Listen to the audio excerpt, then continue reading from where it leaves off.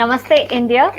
My name is Preeti Chaudhary, and I'm here for a special edition of LinkedIn Local India. It is the third year anniversary celebration today. With me is my friend and co-host Vivek Chadha, and we have a stellar guest lined up for you. So let's get Vivek into the stream, and we will start the conversation pretty soon with Prasenjit Bhattacharya, who is on the other side of the stage, waiting and raring to go. So here is Vivek, and here is Prasenjit. Hello. Good evening, and thank you very much, Vivek, my dear friend. It is over to you to start the evening so that we can get the conversations rolling. Thank you. Thank you very much, Preeti. Good evening, ladies and gentlemen. A very warm welcome to all of you today. It gives me immense pleasure to have our next speaker for LinkedIn Local India's third anniversary. My name is Vivek Chadha, and our next guest is Prasenjit Bhattacharya, CEO, the Great Place to Work Institute, India. Prasenjit has over 2 decades of experience in Indian and multinational companies like HSBC, Grow Talent, Eicher Consultancy Services, Siemens, and Crompton Greaves. Prasenjit has worked closely as an internal HR consultant and as an external consultant with senior leadership teams at various organizations in the area of change management. Prasenjit heads the Great Place to Work Institute India. GPTW Institute is the world's leading institute doing research in creating great workplaces. In his previous stint in consulting, Prasenjit has worked widely in various areas in HR and in service quality and TQM in industries ranging from telecom, cement, heavy engineering, automotive components, dairy products, software, hospitals, and hotels. Prasenjit has done his MA in Personal Management and Industrial Relations from Tata Institute of Social Sciences. I heartily welcome you, Prasenjit, and I thank you for investing your time to join us today. Over to you, Preeti, to talk a little bit about LinkedIn Local. Thank you very much, Vivek, and a very warm welcome again from my end to Prasenjit. Thank you for being here today. A quick recap about what LinkedIn Local India is all about. LinkedIn Local is a LinkedIn property, but it is for the community and by the community initiative, wherein it provides a platform for people who are connected to each other virtually on LinkedIn to meet physically, to connect, communicate, and collaborate. Because of the last year's events, everything has moved online, and organically, LinkedIn Local has also moved online for now. In the foreseeable future, we would be looking at a hybrid model wherein we would have physical events, wherein we would have a platform for people to come and talk and learn from each other, and then we would have online or virtual versions as well. At the moment, there are 18 plus chapters in the country in Pan India, and especially more so, we are trying to grow this community in 12 odd tier 2, 3, 4 Bharat in cities like Nagpur, Jodhpur, Jalandhar, Mathura, and such like. So the power of the next billion is what we are on about, and nothing better than a collaborative effort. And that is precisely the reason why we are here today on this platform, celebrating our third anniversary with Prasenjit to understand the journey of the last year, the 2021 that has started today, especially with the good news of the vaccination this very day today, and the time in the future, what the time in future has, in hold for us. So with that, let me invite you, Prasenjit. Please share your personal and professional insights, deep dives, and everything else in between. Thank you very much. Thank you. Thank you so much, Preeti, Vivek, for inviting me. And as you know, Great Place to Work is an organization that works with over 1,000 companies in India and 10,000 plus globally. So that gives us a ringside view about what is happening. And to really talk about what happened last year and how does it impact workplace culture going forward, I'll have to take a little bit of a historical perspective. In 1991, I was a young management trainee. Right after doing my master's in management, I joined an organization, well-known, reputed organization. And at that point in time, I remember vividly, even today, 30 years later, I'm giving away my age, by the way. When I walked into my boss's cabin, he looks at me after about 3 minutes and he says, did I ask you to come in? It was That's when I realized you're not supposed to get into your boss's cabin if he is not calling you. And after some time, he asked me, "Are you an MBA?" So I said very proudly at those days, "Yes, I am a master in management." And then he made a comment. He said, "You are like a virus in our system. Will produce antibodies and will eject you." Now, needless to say, he was right. I actually left in about a year and a half. Uh, but what is it that I'm trying to say with this story? I'm talking about the workplace culture. And in this session, I'm going to leave you with 3 ideas. The first is, it's not the first time we have faced significant culture change. Unlike products like a Kodak or, maybe any of those technology products, Walkman, the old cultures do not disappear. Whenever something new comes, the old one also coexists for a long period of time. And you will find in the same organization people with different kind of cultural movings. That's the first thing that I'm going to talk about, what culture change is happening. The second is the big change that has happened. The big change that has happened over the last 1 year, how is it going to impact us in future, and the DNA of individuals who are going to be successful in future. In fact, I call them DNA, which is digital native architects. I'm very proud of the term that I coined. And who are these digital native architects for future? And let me start by talking about my boss, whose story I narrated, my first boss. Every culture has a few implicit rules. These are often not stated. For example, when my boss said that you are an MBA, you are like a virus, you will be ejected from our organization, it never occurred to me to tell him that, sir, you are not an MBA, you have been superseded by an MBA in head office, and therefore you are just angry. The rule number 1 during my time when I joined, denial of self-expression, right? There were a few other rules. For example, rule number 2 would be respect for authority, right? So therefore, when I was in my next job in a factory in Kolkata, and somebody from head office would come down, my job, apart from many other things, was to go get a sapling. This gentleman, who is a senior director, will plant the sapling, and there will be a placard that will say, so-and-so planted this sapling at such and such time, right? So, and then we'll gather around him in a conference room and with our notebook to take notes on the wisdom that he's going to dish out. Today, everyone has an uncle called Uncle Google, who can probably give us whatever we need, right?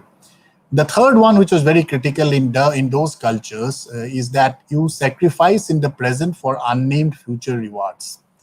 So, क्योंकि बहू भी कभी सास बनेगी, right? So therefore, the assumption was work very hard. We are not promising you anything, but look at me or look at so-and-so. There are many examples of people who have worked so hard, and you are going to get rewarded eventually. And we believed all of that, and that was rule number 4. We believed that these are the right rules, right? Now, what did I talk about just now? I'm not talking about management. I'm talking about sociology. I'm talking about a social system called patriarchy. And essentially, that's what the culture was all about. So therefore, if you look at people of my age, maybe your dad or maybe some of the senior managers in your organizations, they still have some of these implicit rules. You'll not find the top management speaking up in front of the CEO if it is a venerable old kind of an organization. But I am going to give you a few ways in which you can see the changes happening. For example, that culture, what I call as the patriarchal culture, fulfill 2 basic needs of people. The first is the need for security, and the second is the desire for power. So the market was job security and the currency was power. And that was the gamification. So everybody wanted job security, and they said, if I work for 20 years, finally I'll have enough power to cancel Vivek's leave application if I want to cancel, or, all the stuff that power gives you, right? So now I am also aware that these set of organizations was at a time when in all of our homes, we used to have somebody who was an educated unemployed. So I call that generation, which by the way occupies a lot of senior positions today in organizations, as the no vacancy generation. If you see some of the old movies, the hero Rajesh Khanna or Amitabh Bachchan would go from office to office giving interviews. There was a sign that used to hang around called no vacancy. 1991 was a turning point. That was the time when I joined the job, and because of liberalization, by the way, NIIT AppTech started almost in the previous one decade, right? And what happened before that was that if you're not a doctor, if you're not an engineer, you are not a civil servant or an SBI probationary officer, you are nothing. Because everybody had some example of a unemployed sort of person. And today that person who was the black sheep who could not join the civil service took an IIT course or a AppTech course, and he is sitting in a penthouse in New York working for maybe Cognizant or some such organizations, right? So therefore, things changed dramatically. What changed? And therefore, how did the culture change? What changed was that the demand and supply changed. The demand for talent and the supply of talent, that equation changed. Even today, the 4 million people who work in IT services are much sought after globally, right? The balance of power changed. When the market changes, the balance of power changes. From employer, a lot of power went to the employee. And even in organizational context, when your daughter is going to Hyderabad to work in a BPO from a remote location, you really don't have enough control on what your son or your daughter is doing in that big city, right? So power equations change even within the family. And for the first time, organizations had to compete for talent. I call this the great place to work revolution. So no thanks to us, but the market changed in a manner that people now realize that they have to attract talent. And as each organization vied to be a best workplace, employees became individuals. No longer were they called that batch of 2002. So let us now apply the rules for batch of 2002. So therefore, in a Mahindra, for example, you will find there is a career simulation tool that tells you that you have many options in your career as long as you are willing to pay the price.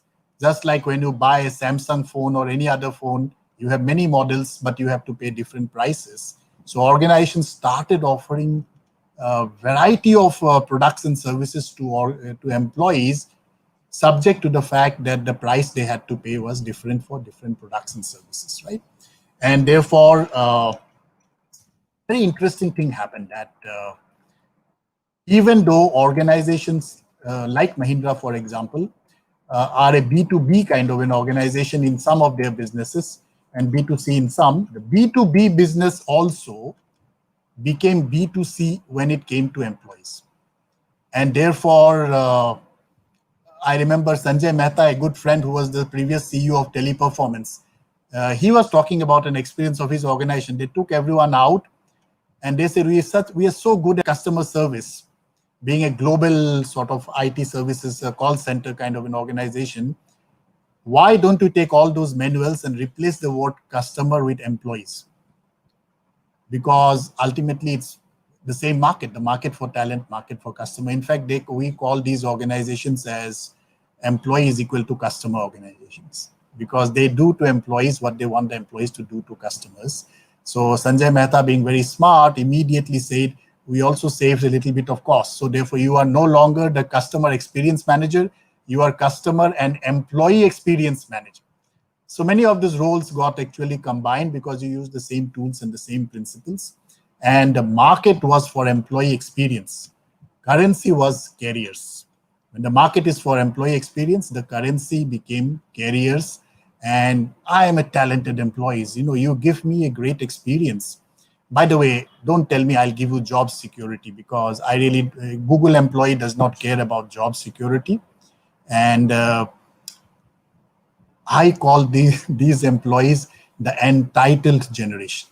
Remember, my generation is the no vacancy generation. My son is in the entitled generation. He's done a dual major in psychology and computer science, etc. His organization jolly well keep him happy because he has options, right? And he has a sense of entitlement.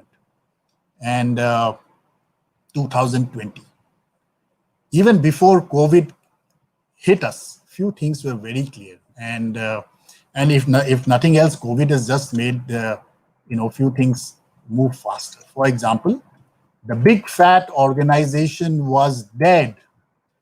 We used to think that as jobs kept shifting from west to east, then organizations like Microsoft, TCS, etc., will keep employing people endlessly.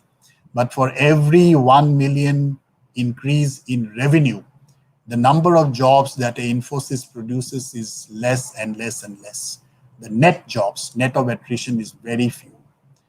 Technology analytics are in any case making many jobs redundant. You all know that. So HR has become sales and employee experience function, much like their marketing counterparts.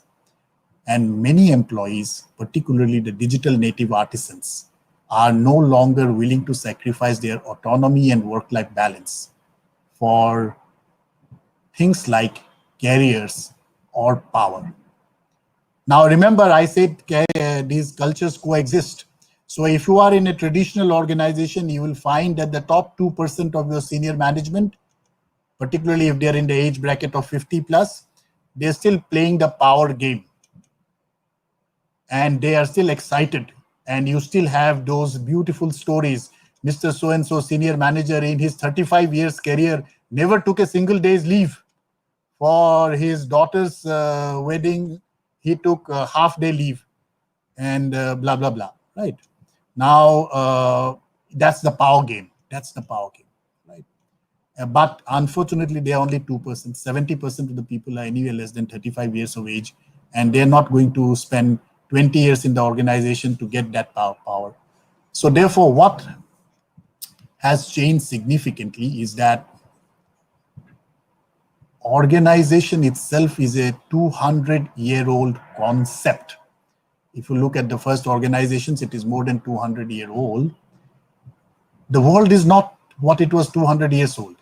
Imagine treating a new virus like COVID-19 with a 200-year-old medicine.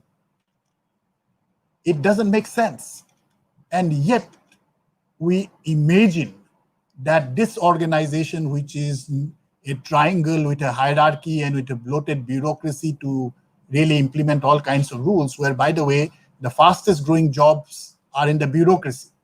They are not in producing, they are not in selling, they are in the bureaucracy, which exists to make sure that the large organizations are controlled by a few people in the top, right? So we know that it doesn't work. Organizations have always been less creative and less resilient than the individuals who are inside those organizations. If you go to their life, if you ask anybody about the challenges they have faced, you'll realize that individuals, when they go back home, they are far more creative, they are far more resilient than the organizations are. And we also have successful models. Some people talk about holacracy, some people talk about Ricardo Semler's Maverick, or Hire, the Chinese company, which have enterprises within enterprises, who have micro enterprises, who have entrepreneurs that are created within the organization. But these are only examples which are far and few in between. This is not what has happened across. And why has it not happened? A quick reminder here, Prasenjit. We have about 2 or 3 minutes left in this. I'm closing it. I think the biggest thing that has the reason why this shift has not happened as fast and is going to happen faster now is because senior management have still been wedded to that currency of power, the patriarchy senior management, and they are unwilling to write off their own depreciating intellectual capital. What has shifted now is two things. The market has shifted again. The market for employee experience is now a market for relevance. Employees have realized that Without relevance, without upgrading my skills and competencies, I would be a fool to say that join an organization because it has the best employee experience. So I am fondly give the name of a very large organization, global organization, who I shall not name. I call it a great place to be from. It's not, it doesn't have great employee experience. It has bad work-life balance. You probably get, a couple of ailments, if not divorces, etc. And this is not what I say, by the way. This is what people write about, and people die to work in that organization. Why? Even if you are there for some time, you will improve your relevance. So you're learning.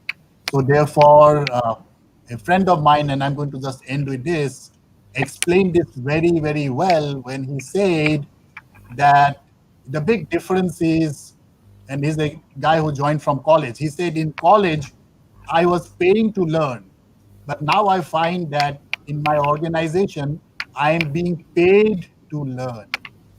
So therefore, the market is relevance, the currency is learning. So are you up to it in this new market? Thank you. Prasenjit, the topic is so interesting, and it is the insights that you bring forth are so amazing that I think we can just carry on for the next 24 hours, just diving deeper into it, and I'm sure this calls for a separate session in itself in terms of what makes a workplace a great way, place to work. So, with that, on that thought, thank you so much for your insights. There have been some very relevant points raised up by you. Time enough for ending this conversation on this note with the hope and the dreams and the aspirations of future conversations, of diving deeper into the issues that you, Vivek, and I care about, and then bringing them out into the fore. So, with that, thank you so much for coming on board today to speaking to us, to speaking to the audience. Vivek and I are grateful that you took out time to come and be a part of our third year anniversary celebration of LinkedIn Local India. With your permission, Prasenjit, Vivek and I. Yeah, thank you so much for inviting me. And for those who are interested in exploring more about this subject, on 10th and 11th February at Great Place to Work, we are spending 2 days only on this particular topic, right? So you can go and find out on our website. Thank you so much for inviting me. Thank you. Thank you very much, Prasenjit. With your permission, we say bye until the next time. Vivek and I are definitely going to be there in that seminar. So see you then. Take good care. Stay safe. Cheers. Stay well. Bye. Thank you. Bye-bye. Take care.